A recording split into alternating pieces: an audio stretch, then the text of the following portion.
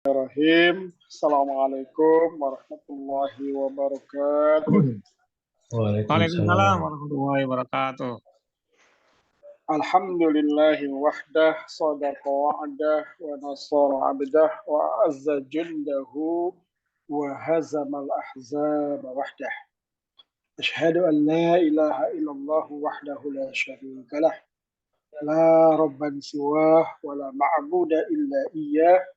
وأشهد أن سيدنا محمدا عبده ورسوله الذي لا نبي بعده وقال تعالى إن عدة الشهور عند الله 12 شهرا في كتاب الله يوم خلق السماوات والأرض منها 4 حرم ذلك الدين القيم فلا تظلموا فيهن أنفسكم Sadaqallahul azim.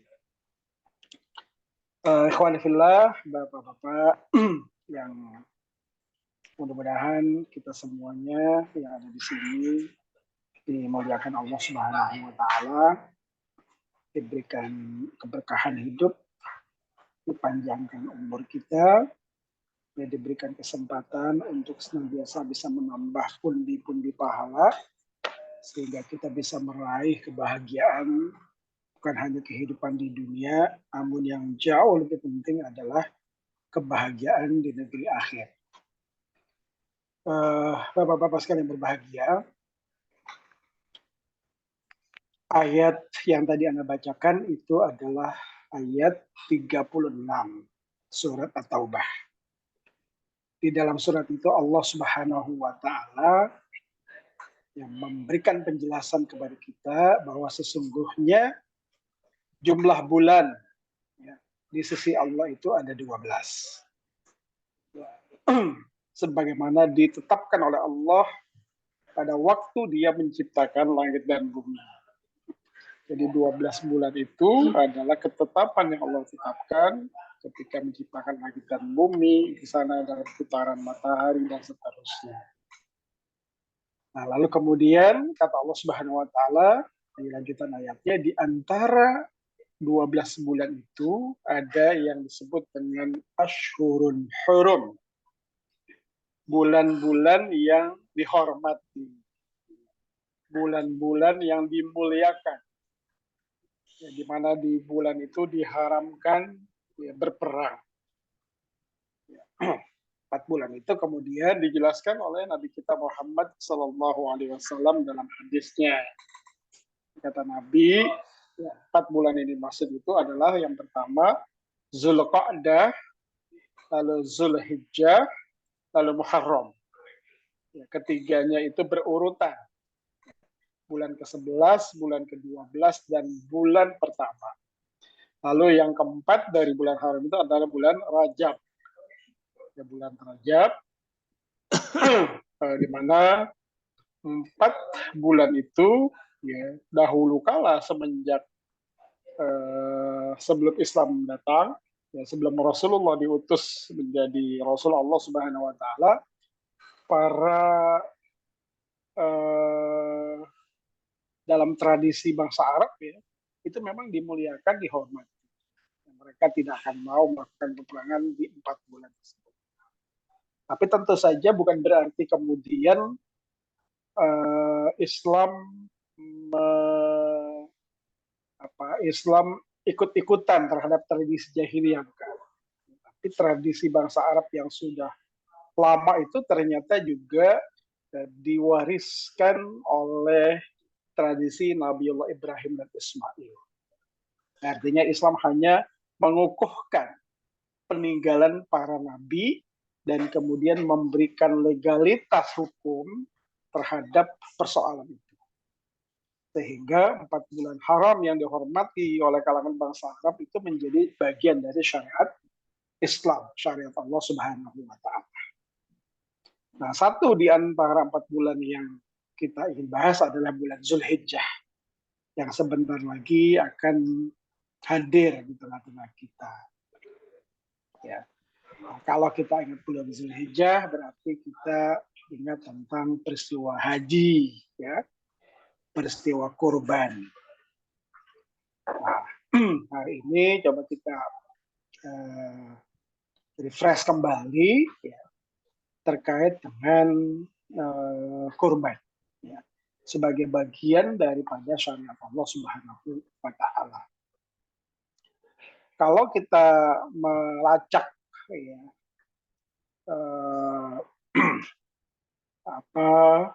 kapan permulaan Idul Kurban itu dilaksanakan oleh Rasulullah Shallallahu Alaihi Wasallam, maka para ulama mendapati bahwa mulai dilaksanakannya Idul Kurban, ya, kalau dalam bahasa syariatnya disebut udhiyah, ya, udhiyah itu pemotongan hewan kurban. Ya, itu ternyata disyariatkan oleh Allah Subhanahu Wa Taala pada tahun kedua Hijriyah. Artinya ketika Rasulullah SAW sudah hijrah dari kota Makkah ke kota Madinah. Ya. Jadi kalau disebut tahun kedua Hijriyah itu artinya pasca hijrahnya Nabi Shallallahu Alaihi Wasallam. Kalau Nabi belum hijrah namanya bi'sah, tahun bi'sah, tahun diutusnya Rasul, dibangkitkannya Rasul. Itu namanya Makiyah. Tapi kalau udah hijrah disebut tahun Hijriyah.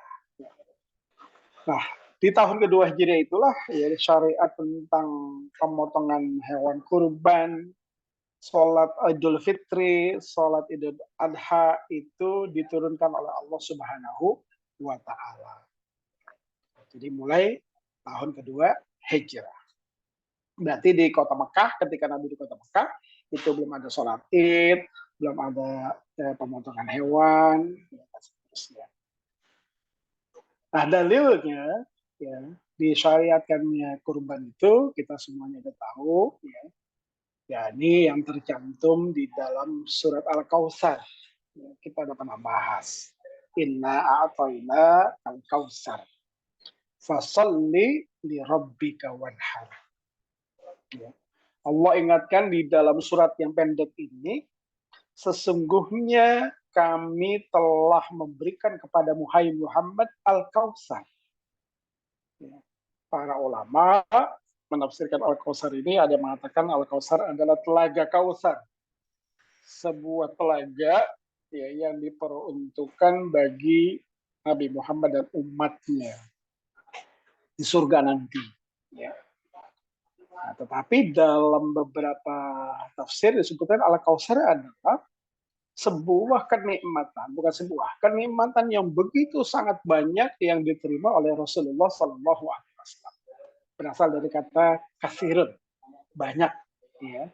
Al-Kautsar itu nikmat yang begitu sangat banyak. Dan itu diberikan oleh Allah Subhanahu wa Ta'ala kepada Nabi kita Muhammad Sallallahu Alaihi Wasallam. Demikian juga kepada umatnya kita ini. Kita ini mendapatkan banyak sekali kenikmatan dari Allah. Ya. Yang kalau kita bandingkan dengan kenikmatan atau keleluasaan yang diberikan kepada umat-umat sebelum Muhammad, itu tidak pernah didapatkan. Ya, kita mendapatkan malam Lailatul Qadar yang tidak pernah ada di kalangan umat-umat terdahulu. Ya, dimana kalau kita bisa memanfaatkan malam itu dengan ibadah kepada Allah Subhanahu wa Ta'ala, ya, dengan hati yang ikhlas, ya, penuh keimanan, imanan wahtisaban gitu ya, maka kita akan mendapatkan ampunan Allah Subhanahu wa Ta'ala, kita akan mendapatkan pahala yang besar dari Allah Subhanahu wa Ta'ala yang lebih baik dari 1000 bulan. Yaitu tidak diberikan kepada umat-umat selain umat Rasulullah Sallallahu Alaihi Wasallam. Oleh karena itu kenikmatan yang banyak ini patut disyukuri. Nah, maka bentuk syukurnya kata Allah, fasalli li rabbika. Hendaklah engkau hai Muhammad ya, mendirikan sholat untuk Rabbmu. Ya, para ulama menafsirkan fasalli li rabbika ini Idul Adha. Salat Idul Adha, maka salat Idul Adha lah ya, sebagai bentuk syukur kepada Allah Subhanahu wa Ta'ala. Wanhar, lalu berkurbanlah. Ya. Nah, jadi berkurban termasuk sholat Idul Adha, adalah bentuk dari syukur kita kepada Allah Subhanahu wa Ta'ala atas kenikmatan yang begitu banyak kita dapatkan. Ya, sebagai manusia pada umumnya dan sebagai pengikut Muhammad pada khususnya. Dan memang kalau kita mengevaluasi, mengkalkulasi, bermuhasabah ya, setiap saat dari setiap nafas yang kita keluarkan, yang kita hirup, ini sesungguhnya di situ ribuan kenikmatan Allah Subhanahu wa Ta'ala. Oleh karena itu tidak pantas seorang mukmin ini ya kalau dia kufur kepada Allah. Ya, karena semua kehidupannya itu tidak ada yang dia hasilkan sendiri. Ya. Ketika dia bangun tidur, ya, kemudian matanya melek, ya, kakinya bergerak, tangannya bergerak, itu semuanya adalah bagian dari rahmat Allah Subhanahu wa Ta'ala. Itu dapat kita syukuri. Oleh karena itu, ya, kita diajarkan untuk berdoa dalam setiap berbagai macam momen-momen kesempatan. Ya, ketika bangun tidur, ya, alhamdulillahi ahyana ba'dama amatna wa ilaihi nusyur. Ya, kita memuji Allah Subhanahu wa Ta'ala yang menjadikan kita hidup setelah mematikan kita di saat kita tidur. Itu adalah bagian daripada bentuk syukur kita kepada Allah Subhanahu wa Ta'ala. Nah, ketika banyak kenikmatan ini yang didapatkan oleh Nabi kita Muhammad SAW dan umatnya, maka perintah Allah adalah wanhar, ya, untuk kita berkorban. Ya, ini dalil disyariatkannya berkorban. Ya, surah Al-Kautsar ayat 1 dan 2. Kemudian dari hadis Nabi SAW juga banyak. Ya, satu di antaranya yang diriwayatkan oleh Imam Al-Bukhari dan Imam Muslim, ya, disebutkan diriwayatkan oleh sahabat Anas bin Malik. Disebutkan dhaha Rasulullah sallallahu alaihi wasallam bikabshaini amlahaini aqranain. Ya, kata Anas, ya, Rasulullah sallallahu alaihi wasallam berkorban 2 ekor kibashi. Ya, 2 ekor kambing kibash yang warnanya putih. Ya. Aqranaini, ya, yang tanduknya itu sudah tumbuh. Ya, wa ra'aituhu yadhbahuhuma biyadihi wa ra'aituhu wadi'an qadamahu ala sifahimha. Nah, lalu aku melihat beliau menyembelih 2 ekor kambing tersebut dengan tangan beliau sendiri. Aku melihat beliau menginjak kakinya di pangkal leher kambingnya itu. Qala wa samma wa kabbar. Kemudian beliau menyembelih hewannya sambil membaca bismillah dan takbir. Ya. Bismillahi Allahu akbar. Nah, ini hadis yang menunjukkan bahwa udhiyah, ya, melakukan ibadah kurban adalah bagian dari syariat Allah Subhanahu wa Ta'ala. Ya.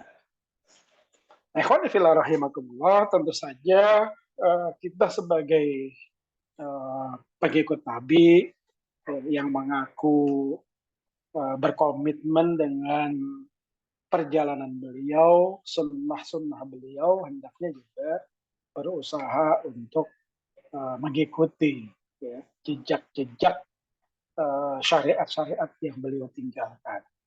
Yang salah satunya adalah motong hewan kurban. Apa yang kita dapatkan dengan ibadah ini? Apa yang apa hikmah apa yang bisa kita dapatkan dari ibadah kurban ini? Banyak sekali. Ya, tadi yang pertama adalah kita bersyukur kepada nikmat Allah Subhanahu wa Ta'ala.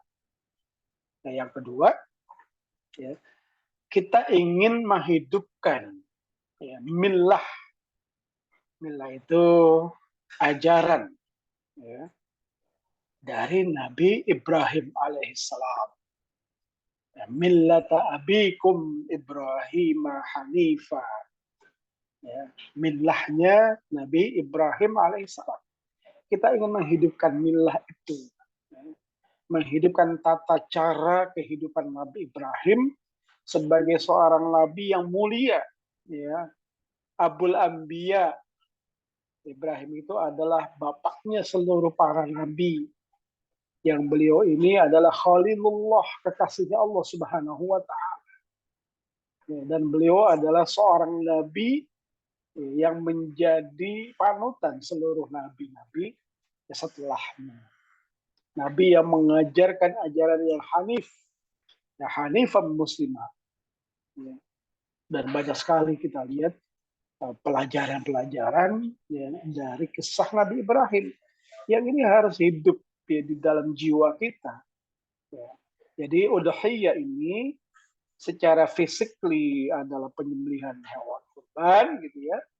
Tetapi secara spiritual sesungguhnya adalah kita menghidupkan kehidupan Nabi Ibrahim di dalam jiwa-jiwa kita. Ya, agar perilaku Ibrahim, akhlak beliau itu juga menjadi akhlak kita. Ya. Karena Rasulullah SAW ya, itu juga mengambil contoh dan keteladanan dari Nabi Ibrahim alaihissalam. Ya. Sehingga Nabi Ibrahim ini, ya, nama Ibrahim dan keluarganya ini oleh Allah Subhanahu Wa Taala ya, dijadikan sebagai sebuah keteladanan dengan cara kita berselawat kepada keluarga kita. Selawat terhadap Nabi Ibrahim digandengkan dengan selawat kepada Rasulullah Sallallahu Alaihi Wasallam. Allahumma salli ala Muhammad wa ala ali Muhammad kama sallaita ala Ibrahim wa ala ali Ibrahim. Nah, dengan melaksanakan udhiyah ya, memotong hewan kurban, maka kita sesungguhnya sedang menghidupkan ajaran Nabi Ibrahim alaihissalam, ya, di mana beliau ini mendapatkan ujian yang sangat luar biasa ya, dari perintah Allah Subhanahu wa Ta'ala, ya, di mana beliau harus menyembelih anak tercinta beliau yang sesungguhnya anak ini sudah lama ditunggu kehadirannya. Ya, sudah lama Nabi Ibrahim berdoa kepada Allah Subhanahu wa Ta'ala siang dan malam agar diberikan anak, diberikan keturunan untuk melanjutkan pewarisan dakwah. Ya, tapi setelah Ibrahim diberikan oleh Allah Subhanahu wa Ta'ala, ya, ketika beliau menginjak remaja, falamma balagha sa'ya, ya, ketika dia sudah dalam kondisi balik, sudah mulai bisa bantu ayahnya, maka datanglah perintah Allah Subhanahu wa Ta'ala untuk menyembelih Ismail. Ya. Ini harus kita hidupkan dalam jiwa-jiwa kita yang secara simbolik ya, dalam bentuk pengorbanan, ya, dalam bentuk menyembelih hewan kurban. Ya. Agar setiap kita mengingat ya, kesabaran dan ketabahan Nabi Ibrahim dan Nabi Ismail. Yang kesabaran mereka ini membuahkan ketaatan, membuahkan kecintaan. Ya, pengorbanan seperti inilah yang seharusnya kita miliki ya, di dalam hidup ini. Sehingga ketika Allah meminta kepada kita dari harta kita, waktu kita, ya, tenaga kita, pikiran kita, ya, demi untuk Allah dan Rasulnya, maka kita siap ya, memberikan segala-galanya ya, dalam rangka mendapatkan kecintaan dari Allah Subhanahu wa Ta'ala.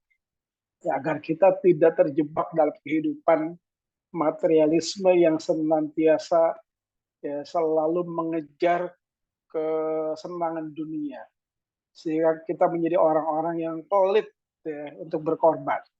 Kita menjadi orang-orang yang bakhil ya, di dalam bersedekah ya, di dalam beribadah kepada Allah Subhanahu wa Ta'ala. Nah, disinilah ujian kita.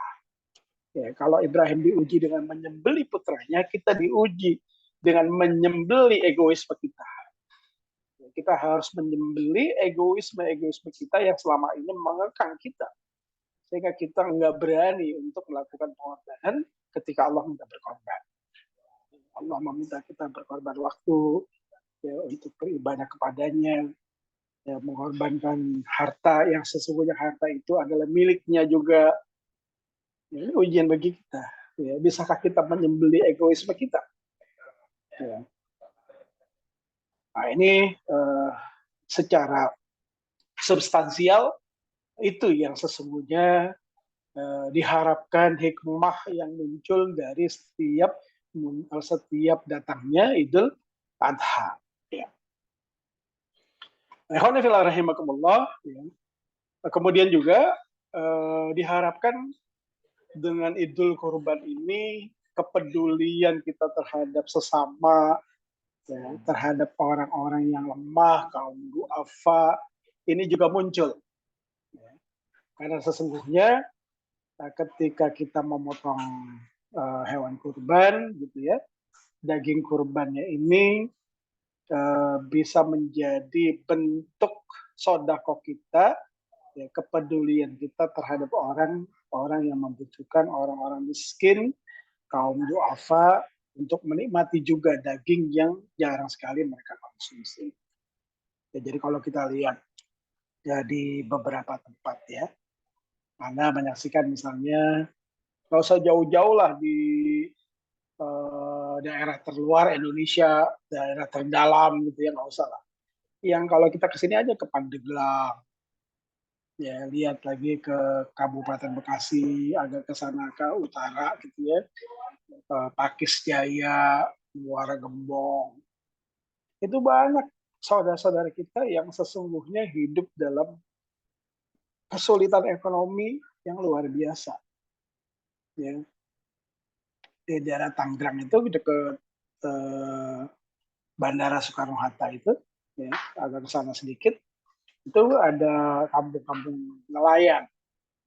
Ya, yang mereka tuh kalau lagi Idul Fitri, boro-boro kenal nastar, boro-boro kenal katakanlah kalau kita opor gitu ya, opor ayam. Ya, kalau Betawi itu apa namanya, sayur godok gitu ya. Enggak, mereka nggak pernah dapet itu. Ya, dalam sebuah wawancara dengan wartawan TV One itu, anak-anak nelayan di sekitar bandara itu ditanya, apa sih yang kamu mau gitu, yang belum kamu cobain makanan selama ini apa? Kalau dikasih apa yang kamu idam-idamkan? Apa jawabannya? Mereka belum pernah makan nyobain beng-beng sama telur asin. Beng-beng sama telur asin. Yang kita udah belenek banget di rumah misalnya gitu ya.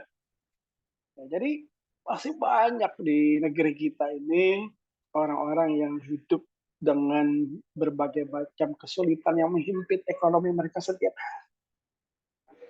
Nah, berkorban ini adalah cara kita, ya, bentuk nyata, ya, kepedulian kita kepada sesama.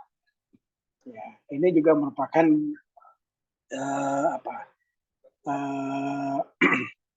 jaring pengaman sosial gitu ya Pak Gatot ya.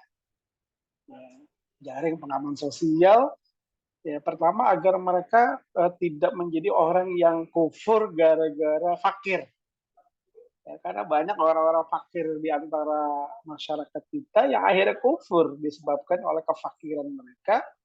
Ya, mereka didatangin oleh misionaris, ya kan, dikasih bantuan, sehingga iman mereka itu akhirnya tergadai oleh bantuan-bantuan ekonomi dari orang-orang non-Muslim.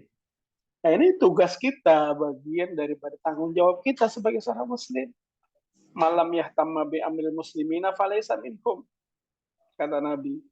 Barang siapa yang tidak memiliki ihtimam, perhatian terhadap kaum muslimin, sakit sehatnya umat Islam, maju mundurnya umat Islam, ya, menang kalahnya umat Islam, mereka nggak peduli, ya, karena mereka berorientasi pada kesenangan sendiri, egoisme semata.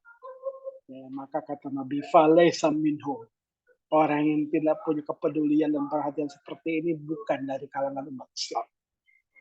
Ya.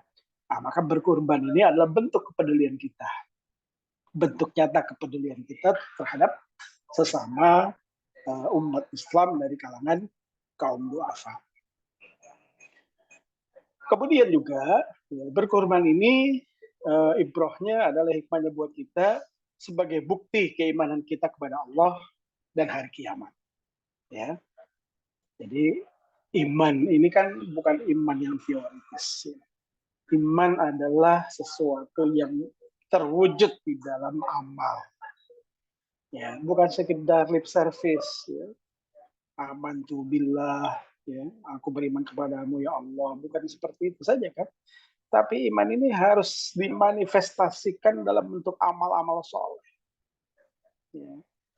Meskipun iman itu bentuknya abstrak, tapi indikatornya bisa dilihat dalam keseharian amal-amal kita, ya, keseharian kehidupan kita. Ya. Indikator iman itu banyak terkait dengan muamalah. Ya. Misalnya kalau kita baca hadis Nabi, man kana yu'minu billahi wal yawmil akhir, ya, falyakul khairan aw liyasmut. Ya, barang siapa yang beriman kepada Allah dan hari akhir, falyakul khairan. Hendaklah dia berkata benar. Aw liyasmut. Kalau dia nggak mampu berkata benar, hendaklah dia diam. Ini kan udah sangat operasional, ya. Yang tadinya begitu abstrak iman itu lalu dioperasionalisasi oleh Nabi, ya, dalam satu bentuk kegiatan yang sangat bisa dilihat. Ya. Jadi mafhum khalafahnya, kalau ada orang yang tidak pernah berkata benar, ya, perkataan-perkataannya itu nggak bisa dipegang, perkataan yang lahir dari mulutnya adalah perkataan yang keji, perkataan yang menyakitkan, perkataan yang menyinggung saudaranya, maka sesungguhnya dia itu tidak beriman kepada Allah dan hari kiamat. Ya, fal yakul khairan, kalau dia beriman itu dia harus berkata benar. Auliyasmut, tapi kalau dia nggak mampu berkata benar, hendaklah dia diam. Atau di hadis yang lain, man kana yu'minu billahi wal yawmil akhir, fal yukrim jarahu. Ya, barang siapa yang beriman kepada Allah dan hari akhir, hendaklah dia memuliakan tetangganya. Jadi memuliakan tetangga adalah bagian dari indikator keimanan kita kepada Allah. Artinya kalau ada orang yang nggak baik hubungan bertetangganya, ya tetangganya selalu merasa tidak aman, tidak nyaman dengan dia, ya. Kalau ditinggal sebentar rambutannya hilang, gitu ya. Ya.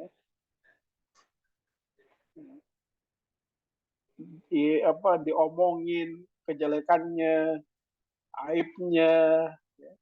Kemudian selalu diintai, gitu ya, kekurangan-kekurangannya. Maka sesungguhnya orang seperti ini, ya, tidak memiliki keimanan atau paling tidak sempurna imannya, ya, memiliki cacat di dalam keimanan. Ya. Nah, oleh karena itu berkorban juga bukti keimanan kita. Bahkan Rasulullah SAW memberikan warning bagi mereka yang mampu punya uang sesungguhnya, tapi nggak mau berkorban.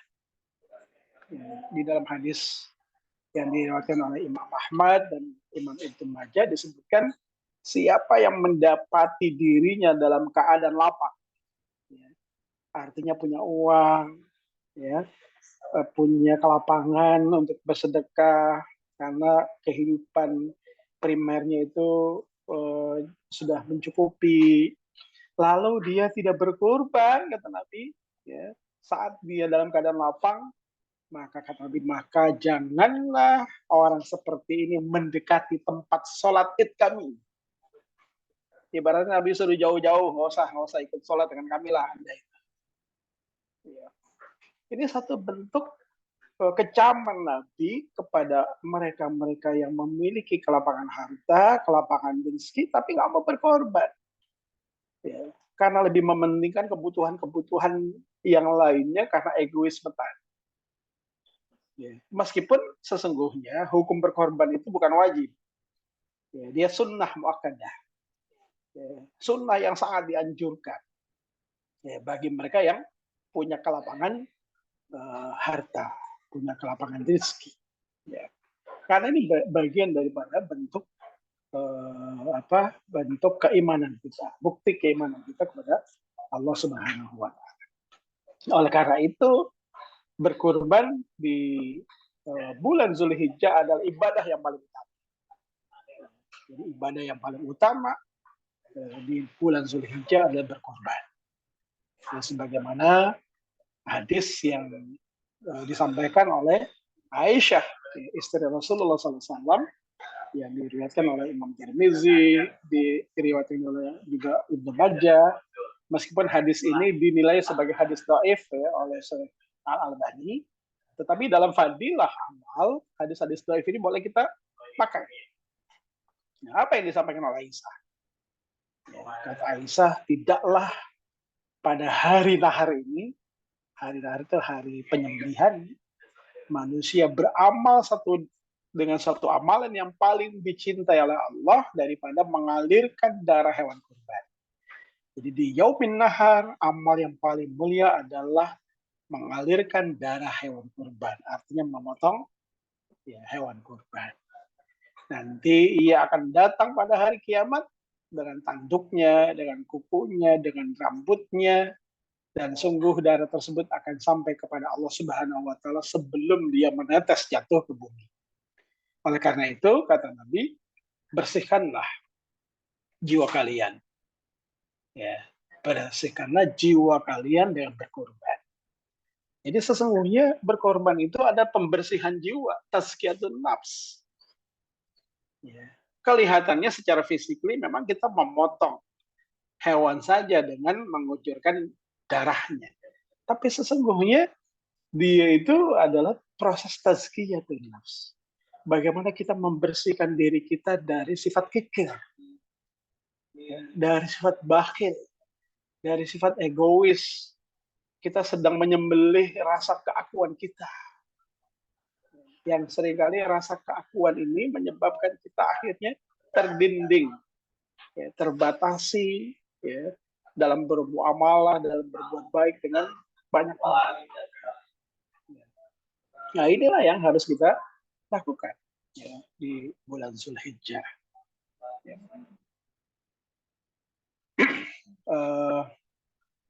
Imam Ibn Taimiyah di dalam Majmu' Fatawa itu juga ketika menafsirkan surat Al-Kautsar, beliau mengatakan Allah Subhanahu wa Ta'ala memerintahkan Nabi kita Muhammad SAW untuk mengumpulkan dua ibadah yang agung, yakni salat Idul Adha dengan menyembelih kurban. Fasalli li rabbika wanhar. Jadi dua ibadah yang agung ini dikumpulkan oleh Allah di satu waktu. Ya. Agar apa? Agar manusia mukmin ini bisa menunjukkan sikap taqarrub, tawaddu, merasa butuh kepada Allah, husnuzan, keyakinan yang kuat, ya, keterangan hati ya, untuk menjalankan perintah Allah Subhanahu wa Ta'ala. Ya, inna salati wa nusuki wa mahyaya wa mamati lillahi rabbil alamin. Sesungguhnya salatku, sembelihanku, hidupku dan matiku hanya untuk Allah Subhanahu wa Ta'ala. Ya. Nah, karena itu, ikhwan fillah rahimakumullah, di bulan ini mudah-mudahan ya kita yang dilapangkan rezeki kita bisa berkorban, ya, berkorban kambing boleh, berkorban sapi silakan, ya, usahakan. Ya, kalau Ana beberapa tahun belakangan Ana nabung lah. Ya, jadi kalau kita nabung nggak berat. Ya, nabung setiap bulan itu 300 gitu. Ya, 12 bulan itu dapat ya 3,6. 3,6 kalau kita kurang kita tinggal tambahin. Jadi enteng gitu. Ya, Ana ajak teman-teman juga. Tahun ini ada 22 orang yang nabung korban. Dan alhamdulillah udah terkumpul 4 sapi. Ya, 4 sapi, kita lagi cari yang sapi yang kelima. Sapi yang kelima, patungan sapi kelima udah ada 2 orang, tinggal 5 orang. Ya. Nah, jadi kita coba ya memplanning gitu agar jangan sampai setiap Idul Kurban kelewatan terus, karena kita mungkin kalau 3,6 gitu ya, kan berat juga ya kalau harus mengandalkan gaji bulan ini gitu ya, berat. Tapi kalau kita nggak planning seringkali tahun ini kita enggak, karena ada apa namanya, mungkin menurut kita skala prioritas lah ya. Apalagi nih mendekati daftar sekolah ya kan, daftar sekolah, daftar kuliah gitu kan ya. besok kita kelewatan lagi, nanti tahun depan kelewatan lagi gitu ya. Nah, supaya itu nggak terjadi, kita planning ya, supaya kita bisa memanfaatkan setiap momen-momen Idul Adha kita bisa berkorban, karena begitu sangat tingginya nilai berkorban itu di hadapan Allah Subhanahu wa taala, ya sebagaimana disebutkan di dalam hadis ya. Kalau kita berkorban ini kita akan mendapatkan kebaikan dari Allah Subhanahu wa taala. Ya, disampaikan di dalam sebuah hadis riwayat Imam Ibnu Majah, kata Nabi sallallahu alaihi wasallam, an Abi Daud an Zaid ibnu Arqam qala ashabu Rasulullah sallallahu alaihi wasallam, ya Rasulullah ma hadhihi al-adahi. Kata Nabi, sunnatu abikum Ibrahim. Ya Rasulullah, apakah kurban itu? Kata Nabi, kurban itu adalah sunnatu abikum Ibrahim. Kurban adalah sunnah bapak kalian Ibrahim. Kalau mereka mengatakan, apa keutamaan yang kami dapatkan dengan kurban itu ya Rasulullah? Kata Nabi, di kulli sya'aratin hasanah. Setiap satu helai rambutnya itu ada satu kebaikan. Ya, setiap satu bulunya itu adalah satu kebaikan. Jadi satu helai bulunya itu satu kebaikan. Luar biasa, ya kan? Betapa tingginya ya, kemuliaan melakukan berkorban di Zulhijjah itu. Dan dia adalah syiar agama Allah, ya, syiar agama Allah Subhanahu wa taala. Nah, ikhwan fillah rahimakumullah, mudah-mudahan kita bisa ya untuk melaksanakan ibadah kurban dengan sebaik-baiknya, ya, dengan senantiasa menyiapkan diri, ya. Kalau bisa setiap tahun bagus, ya kan. Tahun ini ya kita berkorban, ya. Tahun depan ya, dengan berbagai niat ya. Sesungguhnya kalau menurut para ulama, satu hewan kurban itu bisa kita niatkan untuk satu keluarga, baik yang sudah meninggal maupun yang masih hidup. Ya, karena waktu Nabi berkorban itu, Nabi mengatakan ini kurbanku, pahalanya buat umatku. Wah, bayangkan umat Rasul dapat pahala dari kurbannya Rasulullah Sallallahu Alaihi Wasallam. Tetapi yang menanggung satu ekor itu adalah seorang. Tapi kalau pahalanya buat satu keluarga boleh. Ya, tapi nggak boleh patungan gitu, satu ekor patungan. Ya, Pak Baidowi patungan Pak Surali beli seekor kambing gitu. Nah, itu nggak boleh. Tapi yang menanggung adalah satu orang, niat pahalanya boleh untuk satu keluarga. Ya, nah ini mesti kita niatkan, kita seriusin ya, agar kita mendapatkan berbagai macam kemuliaan dari Allah Subhanahu wa taala dengan pemilihan. Ya. Nah, hukumnya tadi apa? Dianjurkan, sunnah muakkadah, tidak wajib. Ini menurut jumhur ulama. Ya. Nah, kemudian rahimakumullah, ya tentu saja kita harus baca nanti panduan di dalam berkurban. Ya, kapan waktu berkurban, apa syarat binatang yang kita jadikan sebagai kurban, apa sunnah-sunnah yang harus kita jaga agar supaya kurban kita itu mendapatkan pahala yang optimal dengan kesempurnaan ibadahnya. Itu harus kita baca panduan. Banyak sekali panduan-panduan yang tulisan-tulisan panduan yang terkait dengan ibadah kurban.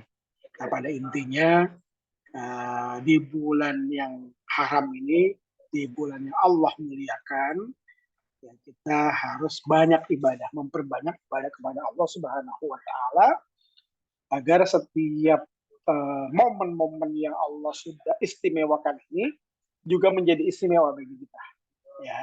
Jadi kita meraih keistimewaan di bulan yang memang Allah buka keistimewaan itu. Ya, kemarin alhamdulillah kita bisa mengoptimalkan ya keistimewaan bulan Ramadan dengan ibadah-ibadah istimewa. Ya, kita alhamdulillah bisa menghatamkan Al-Quran, kita bisa iktikaf gitu ya, kita bisa menghidupkan malam dengan qiyamul lail, dengan sholat raweh, ya tadarus Al-Quran. Maka di bulan Zulhijjah ini kita juga harus mendapatkan keberkahan-keberkahan itu dengan memperbanyak ibadah. Nanti di tanggal 1 Zulhijjah di awal ya, di 10 hari Zulhijjah itu, awal-awal Zulhijjah itu kita memperbanyak ibadah. Ya. Boleh kita berpuasa, ya, disunahkan berpuasa di awal-awal bulan Zulhijjah. Nah itu kita manfaatkan. Maka mudah-mudahan dengan cara seperti ini iman kita ini menjadi iman yang dinamis, iman yang tumbuh, iman yang hidup, bukan iman yang mati, tapi iman yang menggelora, ya, jangan menggelora, ya, iman yang berkobar gitu ya, iman yang bisa membimbing kita kepada berbagai kebaikan, dan sebaliknya iman yang bisa menghindari kita dari berbagai macam kemaksiatan ya, kepada Allah Subhanahu wa Ta'ala. Nah, mungkin ini yang bisa saya sampaikan. Nah, mudah-mudahan ya, di bulan Zulqa'dah dan bulan Zulhijjah yang dimuliakan ini ya kita bisa mengambil pelajaran ya, dengan cara memelihara seluruh ibadah-ibadah yang sudah dicontohkan oleh Rasulullah Sallallahu Alaihi Wasallam.